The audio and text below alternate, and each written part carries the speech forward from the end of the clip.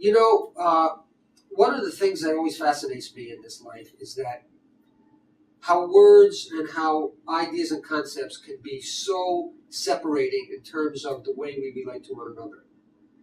But you know, if we simplify the most basic things down to a way in which we can all identify with them, then we can relate.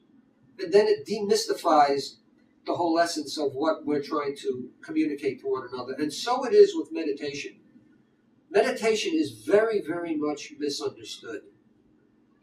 Meditation, it's like love. If you ask people what their definition of meditation is to 100 people, you get probably 100 different answers.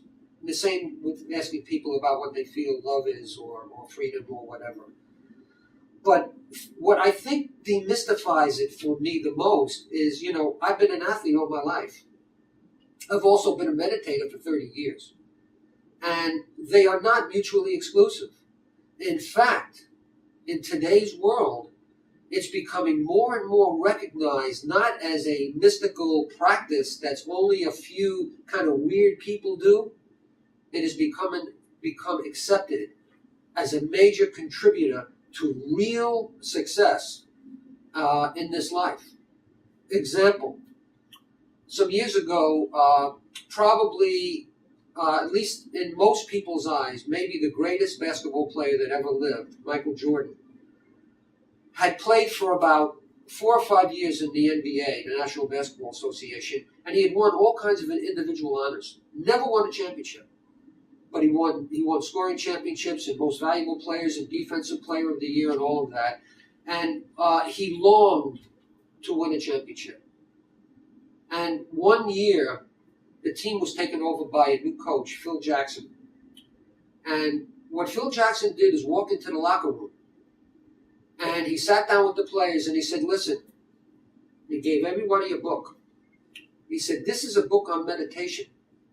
I want you all to go home and I want you to read it. And I want you to come back and then I'm going to show you how to win a championship. The Chicago Bulls and Michael Jordan's team, from that point on, never lost for the next 6 years in a row.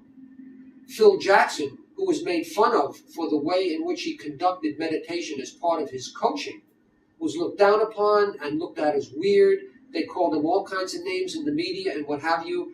And today, this past year, with another team and a whole new set of players, he won the most number of championships ever in the history of basketball. And he attributed it all to the power of meditation. And before each practice every day, the team meditates. Before each practice every day, the team practices yoga. Before each game and everything that they do, they huddle together in meditation. And now, what has happened is, he's no longer being looked at as weird. In fact, he's being copied everywhere. So meditation is not a weird, impractical, out-of-this-world experience. It is a very mundane, practical, everyday way in which we can increase the level of our power, our success, and our freedom.